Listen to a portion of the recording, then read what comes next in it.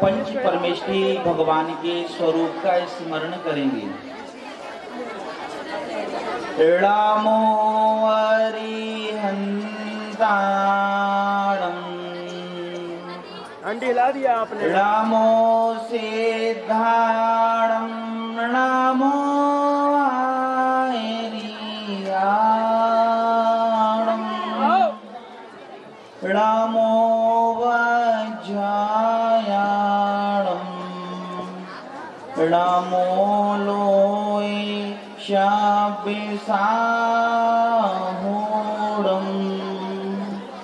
संयमे सौरभेशाधिना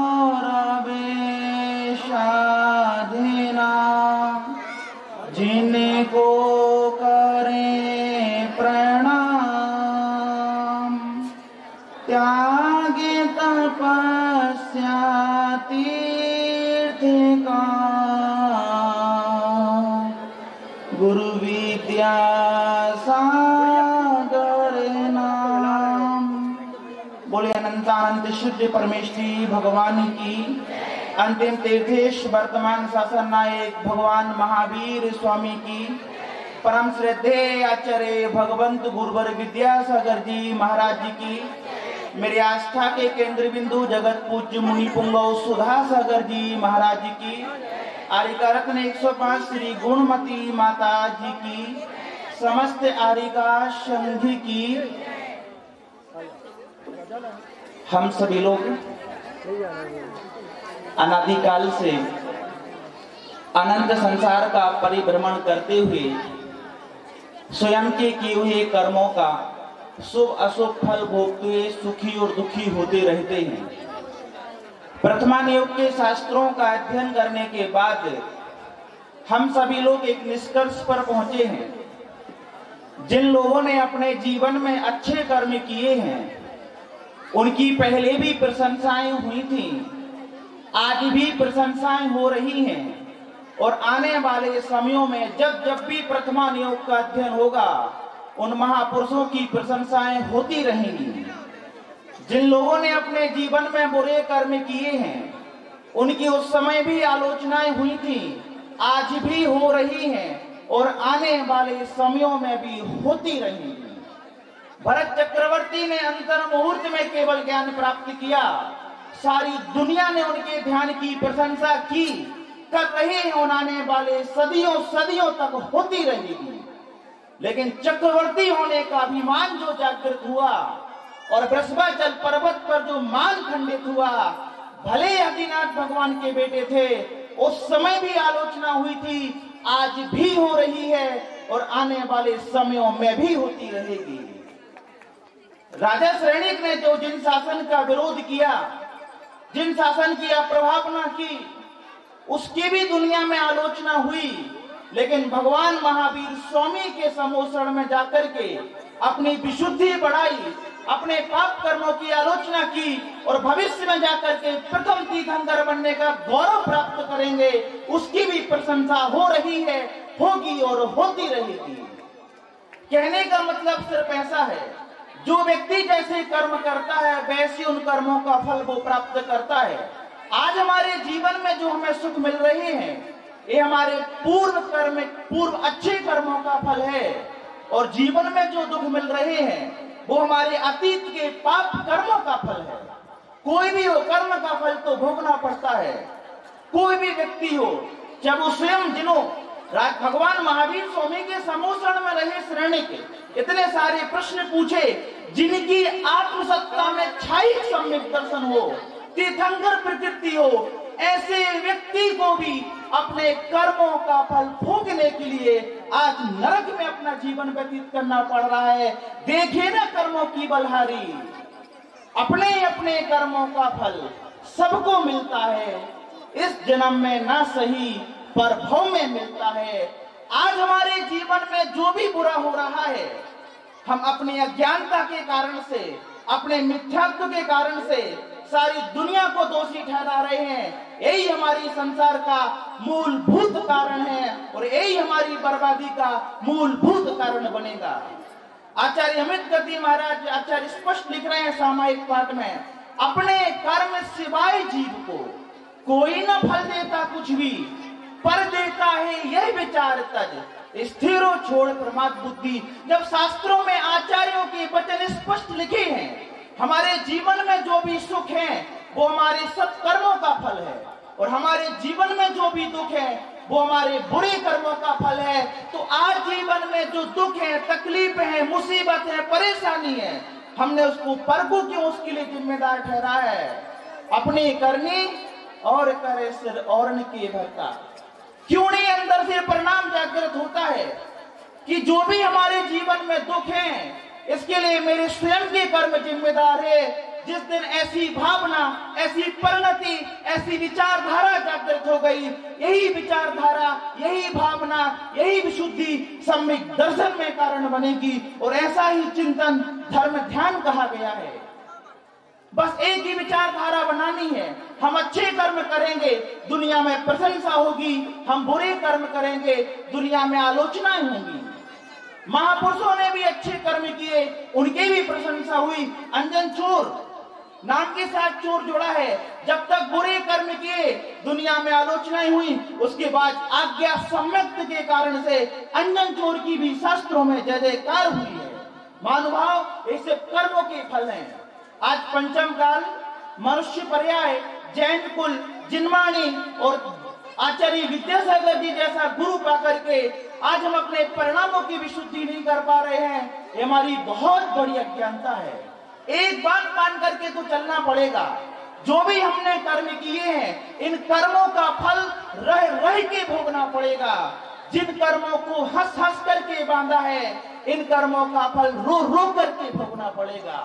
कर्म के कारण से तो चक्रवर्ती को भी नरक का रास्ता दिखाया। समझ में आ रहा है ना?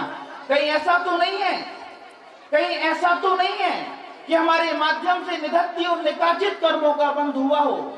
मारीच ने भगवान महावीर स्वामी की दिव्य देशना का विरोध किया। कर्म ने ऐसे मोड़ बना के खड़ा किया, जितनी तुमने आप प्रभावना की है, महावीर बना करके उतनी ही प्रभावना करा ली है। श्रवणिक ने जितने भी जैन शासन का विरोध किया, देख लेना जिस दिन प्रथम तीर्थंकर बनेंगे, उनकी देशना होगी, उन्हें उतनी ही प्रभावना करनी पड़ेगी। आज हम संक्षिप्त में यही कहेंगे, हम चाहते हैं कि जो हमारा सुखद जीवन है, कहीं ऐसा ना हो कि हमारा मरण होने के बाद हमें नरकों की वेदनाएं सहनी पड़े, हमें त्रिंच गति के दुखों को सहना पड़े। एक बार इन प्राणियों के दुखों के बारे में चिंतन कर लो, अंदर से रूह कांप जाएगी। क्या त्रिंचों के जो दुख है वो सह पाएंगे? सर्दी के दुख, गर्मी के दुख, बांधे जाने के दुख, मारे जाने के दुख, असहनीय वेदना होती है त्रिंच गति में जीवों को, असहनीय वेदना होती है नरक गति में जीवों को। आज जो हमारे छल कपट रूप परिणाम है, धोखाधड़ी रूप परिणाम है, के परिणाम हमें छोड़ देंगे?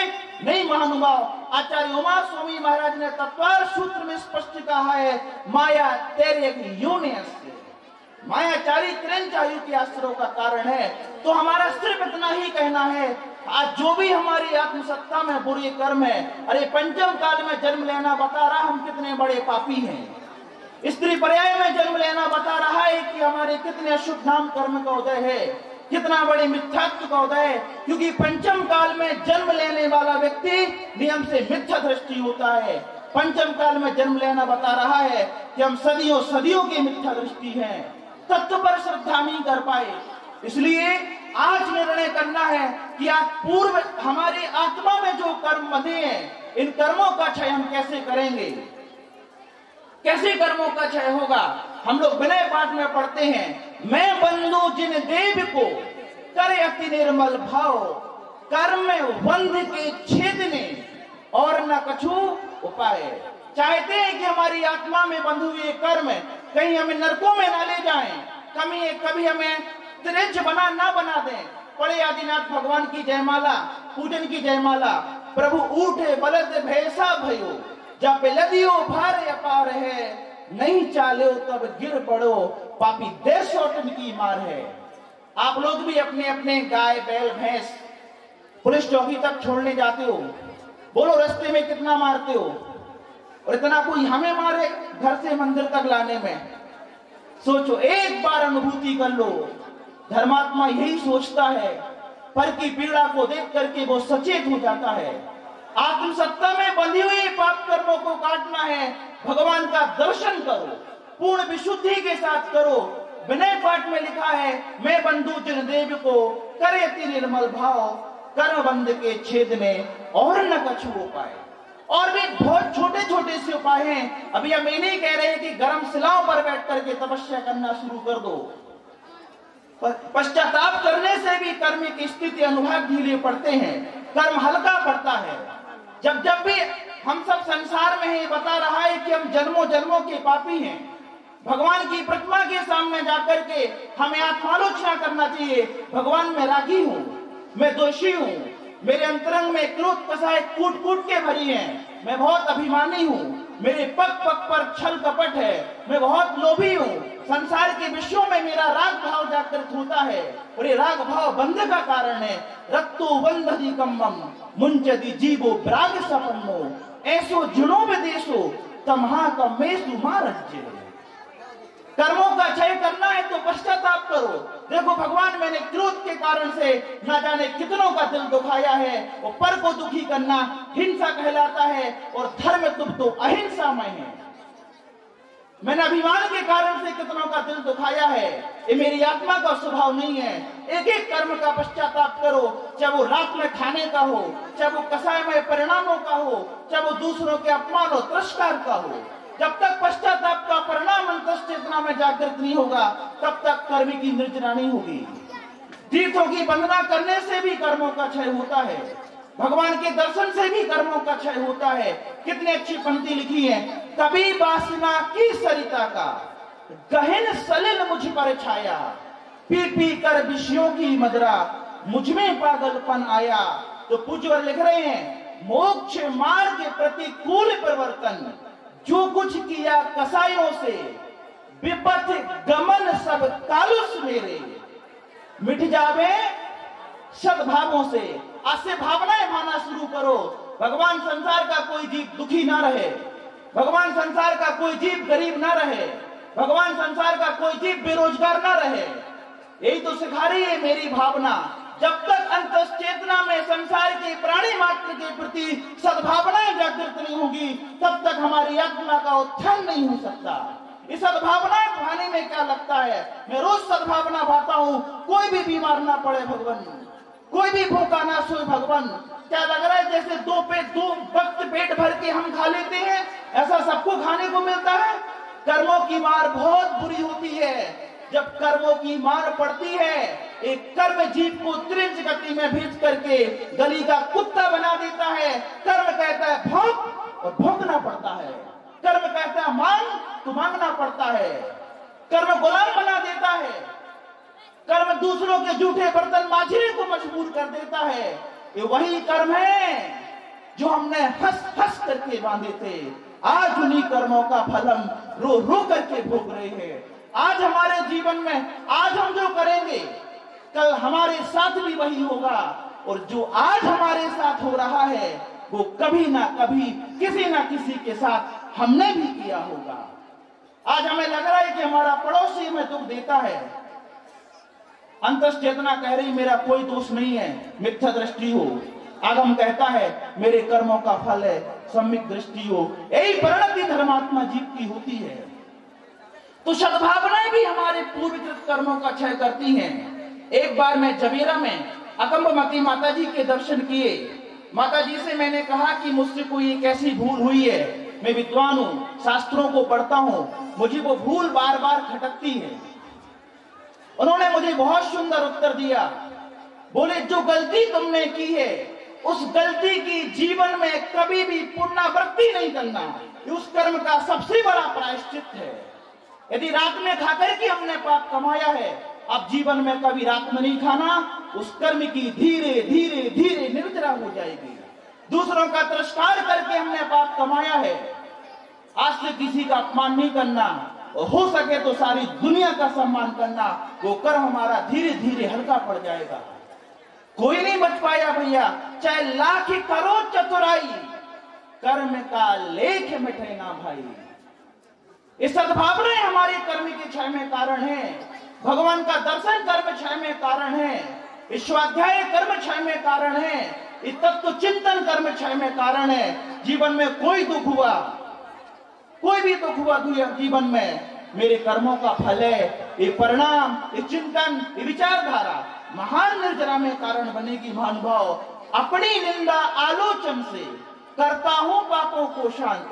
जहां हमारे अंदर आत्मालोचना का परिणाम जागृत आ जाए, मैं पापी हूं, मैं बहुत बड़ा कसाई हूं, मैं बहुत बड़ा रागी द्वेषी हूं। देखो तो संसार के सारे विषयों को आचार्य डंका ठोक ठोक करके कह रहे हैं, ये सब पर हैं, इनमें राग बुद्धि मत जागृत करो। और हमारा चेतन उन्हीं जड़ विषयों पर झुक रहा है। जड़ द्रव्यों का मूल्य किया पर आत्मद्रव्य अनमोल रहा। तो ये सद्भावनाएं हमारे कर्म निर्जरा में कारण है। अंदर से पश्चाताप का परिणाम हमारे कर्म निर्जरा में कारण है। जो कर्म हमने किए हैं इनकी कभी पुनरावृत्ति ना हो, ऐसा भाव भी कर्म निर्जरा में कारण है। तीर्थों की वंदना भी कर्म निर्जरा में कारण है। साक्षात जिनेंद्र देव का दर्शन भी कर्म निर्जरा में कारण है। गुरुओं की वंदना भी कर्म निर्जरा में कारण है। धर्म ध्यान में जो परिणाम है वो भी कर्म निर्जरा में कारण है। जो स्वाध्याय है, विनती है, स्तुति है, ये सब के सब निर्जरा में कारण है। हम लोग जो भक्तामर स्तोत्र आदि पढ़ते हैं, ध्यान से सुनिए, जिनवर की स्तुति करने से चिर संचित भविजन के पाप पल भर में भग जाते निश्चित, इधर उधर अपने ही आप।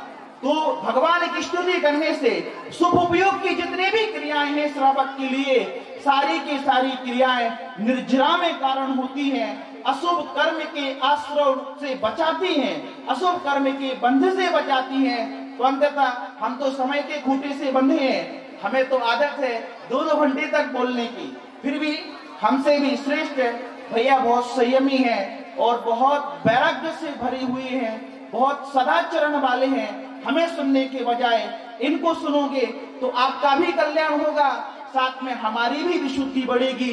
अंत में हम यही कहेंगे, भगवान के दर्शन करते समय यही परिणाम जागृत करें, जागे नहीं कसाएं, नहीं वेदना सतावे। अशुभ कर्मों की मान पड़े तो वेदना की तरफ हमारा ध्यान ना जाए। और यदि कभी कोई हमारा तिरस्कार करे, अपमान करे, जीवन में दुख हमारे भर जाए, तो अंदर से कभी कसाए भाव जागृत ना हो। जागे नहीं कसाएं, नहीं वेदना सतावे।